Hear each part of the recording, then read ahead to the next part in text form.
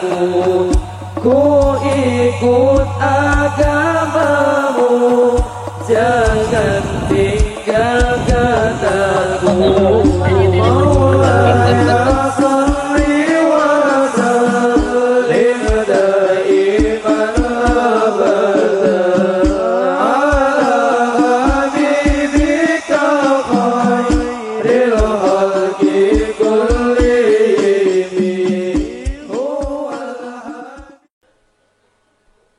Suatu hari Nabi sebelum jadi Nabi masih umur 6 tahunan atau kurang, di sampingnya Abdul Muthalib kakek beliau.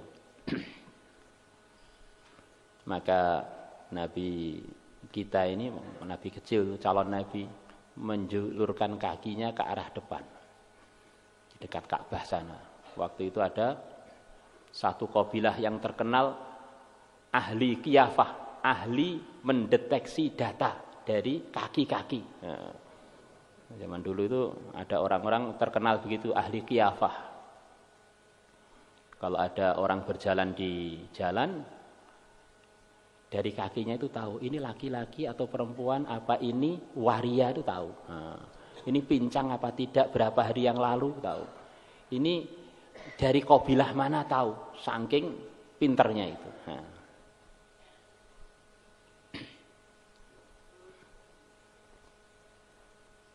Yang terkenal kalau nggak salah diantaranya adalah kabilah Bani Mudlij atau Mudallij.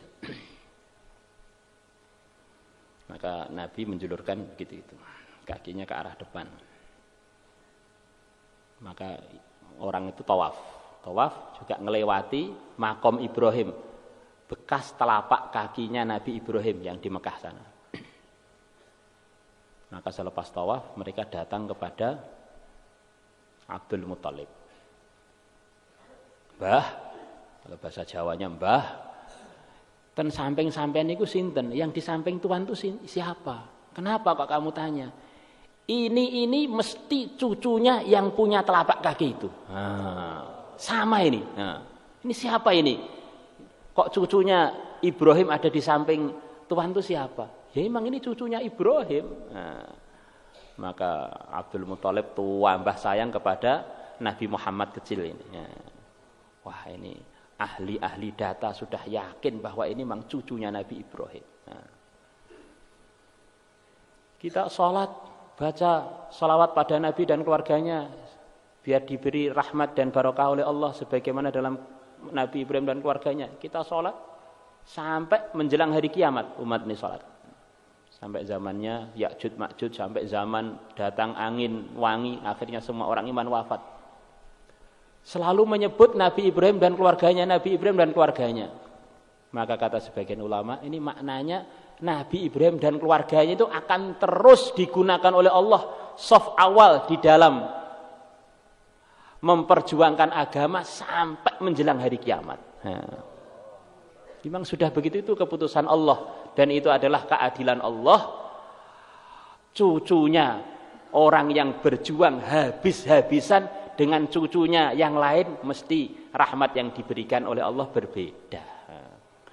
Cucunya Raja Fir'aun dengan cucunya Nabi Musa tentu beda. Ayahnya tukang ngelarang orang ke masjid dengan ayahnya tukang ngajak orang ke masjid, ya cucunya beda.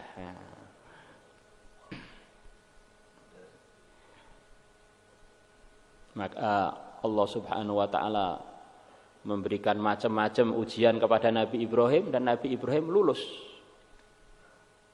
Di antara ujiannya itu kata para ulama, wa idzibtala Ibrahim rabbuhu bikalimatin fa'atammahun. Dan ketika Allah telah menguji Nabi Ibrahim dengan berbagai macam ujian, maka Nabi Ibrahim menyempurnakan semua ujian itu, lulus dengan sempurna. Selepas lulus dengan sempurna para hadirin, Allah menjanjikan ini bagaimana? Inni ja'iluka linnasi imamah. Selepas lulus ujian, Allah berfirman, kamu tak jadikan pimpinan hidayah untuk manusia. Beliau dan juga anak cucu beliau yang tidak berbuat zalim. Kalau yang fardu-fardu itu para nabi itu memang selalu saf awal. Lah kalimat ini kata sebagian ulama adalah 5 perkara yang semuanya adalah sepertinya kalau orang mikir tidak terlalu penting, tapi ternyata itu adalah sangat penting untuk menyempurnakan fardu dan menyempurnakan sunnah tadi para hadirin. Katanya 5 perkara isolul fitrah. Nabi Ibrahim disuruh untuk berkhitan 1. Nabi Ibrahim disuruh ngerapikan kumisnya 2. Nabi Ibrahim suruh motong kukunya 3. Nabi Ibrahim suruh nyabuti bulu ketiaknya 4. Nabi Ibrahim suruh nyukur bulu kemaluannya 5. 5 ini adalah ujian terakhir untuk beliau. Beliau rawat dengan sebaik-baiknya perintah Allah ini. Kadang-kadang kita ini berjuang tapi kukunya masih seperti kukunya Gatot Kaca. Nah, ternyata enggak lulus ini. Berjuang ternyata ketiaknya jembreng.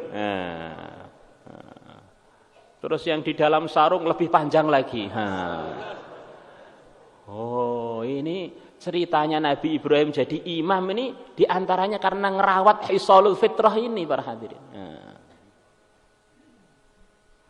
Maka kita pengen dalam pagi hari yang mulia ini pengen latihan menyempurnakan semua perintah agama. Mulai imannya, mulai fardunya, mulai sunnahnya, dengan harapan kita dapat janji Nabi lewat hadis qudsi dari Allah, siapa yang berbuat begitu itu wala in sa'alani la'utiyannah, sungguh kalau dia minta kepada saya, kepada Allah, sungguh aku akan memberikan kepada dia. Yang janji itu Allah para hadirin, bukan Pak Presiden, bukan Pak Bupati, bukan istri kita, bukan mertua kita. Yang janji Allah, yang janji itu yang memiliki. Kalau selain Allah itu janji, kita jangan terlalu berharap kepada selain Allah. Keterlaluan nanti hasilnya itu kecewa. Karena makhluk-makhluk itu sebetulnya mirip dengan kita. Nahan tidur nggak bisa, nahan ngantuk nggak bisa, nahan 1-2 nggak bisa, nahan matinya nggak bisa. Jadi untuk dirinya saja itu dia nggak bisa mendatangkan manfaat madarat apa-apa, apalagi untuk kita.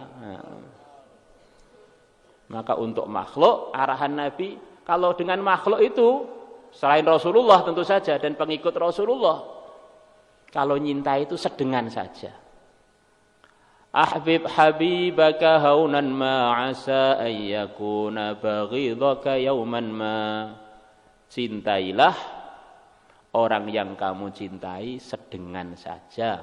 Mungkin suatu saat dia akan menjadi orang yang kamu benci. Jadi kalau kita sedengan, andaikan nanti musuhan itu ya kecewanya enggak terlalu. Jadi kalau sudah terlalu cinta, akhirnya patah hatinya. Lah hati patah ya Masya Allah, semrawut hidup itu.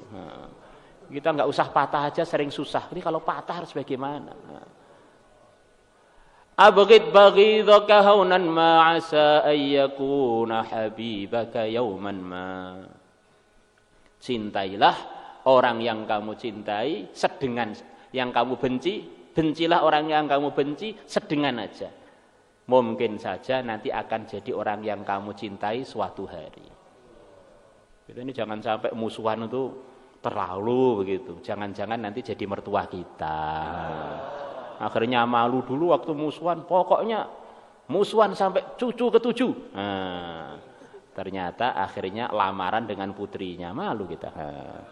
Ternyata kita malah perlu mau utang pada dia, malu kita. Sedengan aja kalau musuhan itu.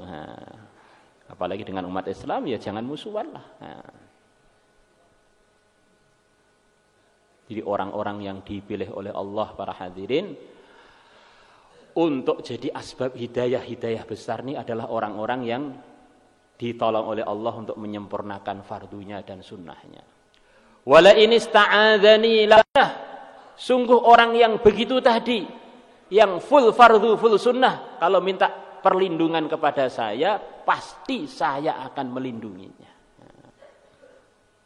Inilah yang mau kita wujudkan pada diri kita, keluarga kita, perkataan kita, keputusan-keputusan kita.